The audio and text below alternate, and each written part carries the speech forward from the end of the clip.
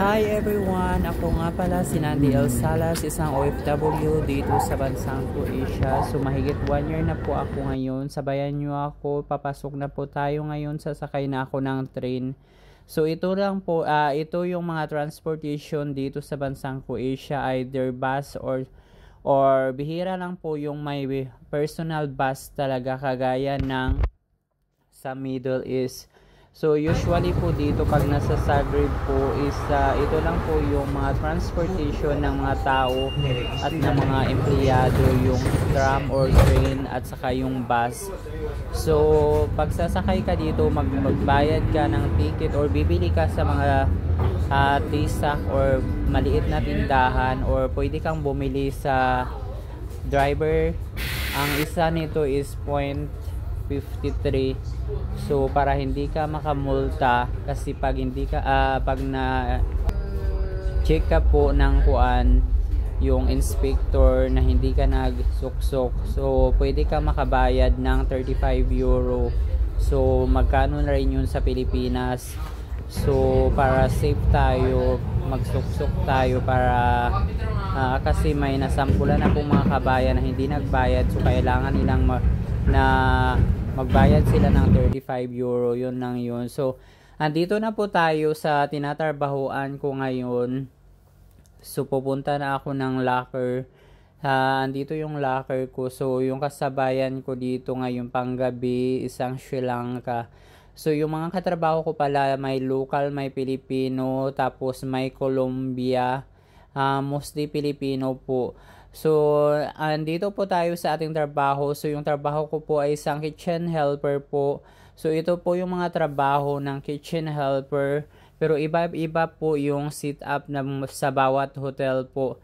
So andito po ngayon, yung pinapakita ko sa inyo, ito yung black dish na tinatawag.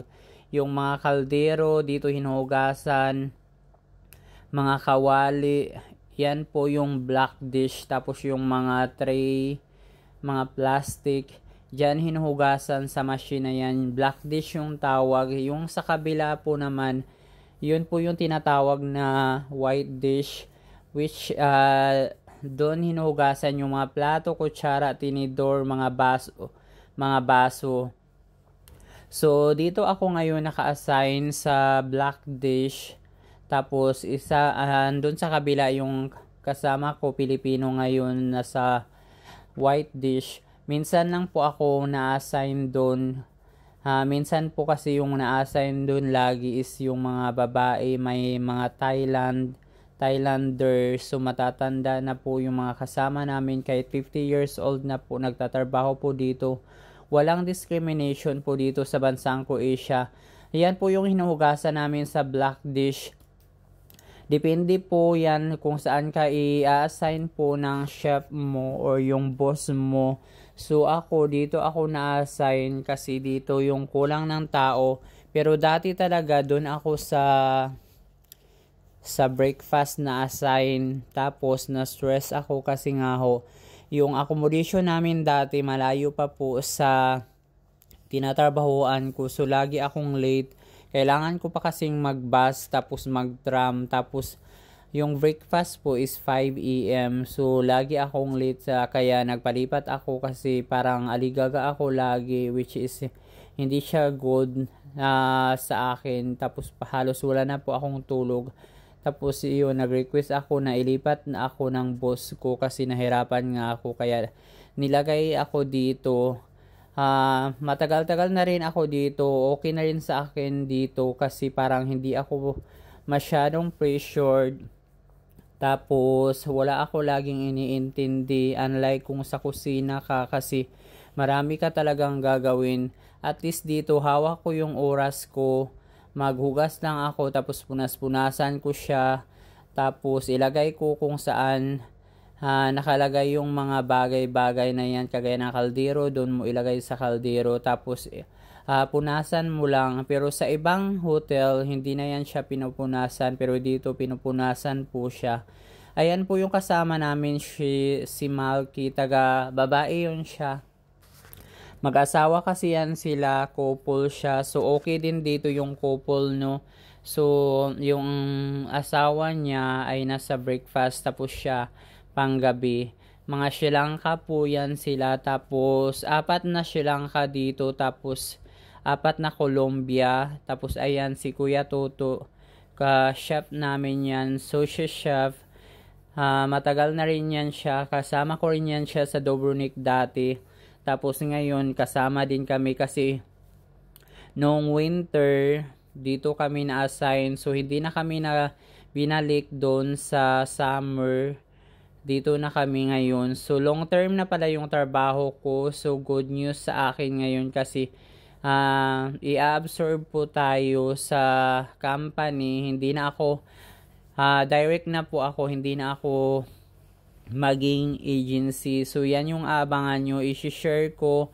Ba't umabot pa siya ng 1 year mahigit saka po ako na absorb. So kasi nga gawa ho nga ng agency, na ang agency namin at saka yung company namin is may agreement na hindi po i-absorb. Pero ewan ko ba, first kaming naging absorb, tapos ayun parang bibitawan kami, or ewan ko kung ano ba yung pinagkasunduan nila. I think binayaran siguro ako.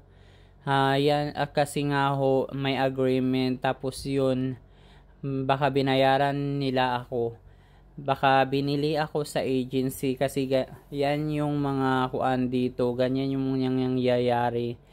Tapos ayan, naguhugas lang po ako. Tapos ngayon wala pala kaming dinner buffet ngayong gabi, so walang nag-book, hindi pa masyadong busy. So pag pa winter dito yan na talaga yung pinaka busy namin, kagaya sa summer, which is baliktad po. Kung ang isla naman po is busy sila sa summer, kami hindi kami masyadong busy kasi nasa city kami. Sa winter kami busy or fully book yung hotel kasi dito pupunta yung mga lahat ng tao sa isla kasi dito po yung may snow. So wala kaming buffet ngayon, so umakyat ako ng mezzanine yung tawag. Tapos dito pinalinisan ni chef kasi daw may marumi-rumi, so nagpunas-punas lang ako dyan. Tapos sinayaan ko muna yung kasama ko dun sa baba, so lilinisan ko muna to dito. Yung lugar na to, kusina din to. Ito rin po yung ginagamit sa mga buffet pag dito sa taas kasi malaki-laki din tong hotel na to. So dito nila ginagawa yung mga ibang backups para sa buffet. So may buffet kasi nung isang araw, 12 AM na nga kami uwi, kaya ito lininisin ko muna kasi wala naman din kaming dinner buffet sa baba. So kailangan ko tong linisan kasi inutusan din kami ni chef na linisan daw to. So wala tayong gagawin din, at least hindi tayo ma-board. So punas-punas lang ako dito. Hindi naman siya lang, unti lang po yung lininisan ko. So magpunas-punas lang ako, tapos mag-floor, tapos bababa na rin ako doon sa baba kasi nga may mga pinalinisan, kagaya ng lagayan ng mga sa chiller, yun lilinisan mo, tapos hindi mo man siya hugasan ng mano-mano talaga yan, ilalagay mo lang siya sa machine. So kailangan mo lang tanggalan ng mga marumi-rumi, tapos sabunan mo para hindi oily, tapos ilagay mo naman yan siya sa machine. Hindi mo yan siya hugasan ng mano-mano talaga. May machine talaga dito para mamatay yung bacteria. Tapos basta yun yung standard dito. Kailangan mo lang siyang tanggalan ng mga marurumi ng kanin-kanin, ganyan, sa mga plato. Tapos kailangan mong sabunin para hindi siya oily. Tapos ipasok mo na yan siya sa machine, automatic na yan siya malinis.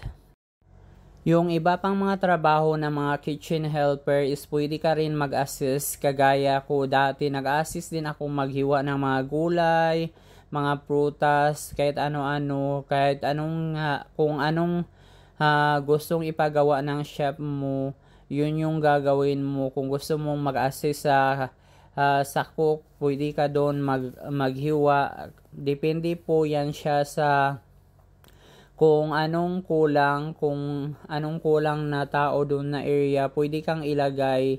So, dapat flexible ka sa lahat ng bagay. Pero ako, okay na ako dito kasi nga hawak ko po yung oras ko. Tapos, parang wala ako masyadong boss. Unlike kung doon ka talaga sa kusina, so may chef doon na mag-uutos sa'yo kung anong gagawin mo, ganyan. So, dito is hawak ko po yung oras ko. Tapos, hindi na ako masyadong ma-pressured kasi nga basta gawin ko lang yung trabaho ko na maghugas, ganyan, maglinis. So, minsan din yung mga kitchen helper, sila din po ang magtatapon ng basura paggabi, tapos clean i-wash out mo yung floors. Tapos, okay lang din sa akin kasi may tutulong naman din sa iyo pag busy ka talaga. Basta gawin mo lang talaga yung trabaho mo, hindi ka naman nila pakikialaman dito. Basta matapos mo yung mga trabaho ng tama. So, iba-iba pala yung setup ng mga bawat hotel, no? Kasi nga pangatlong hotel ko na to na trabahuan, pero sister company lang. So, iba-iba yung setup ng bawat hotel. So, iba-iba sila ng standard. Pero sa kalinisan, parang same lang naman siya. Basta gawin mo lang yung trabaho mo kung anong dapat gawin. Hindi ka naman nila pakikialaman as a kitchen helper. So, ingat ang lahat. God bless you everyone.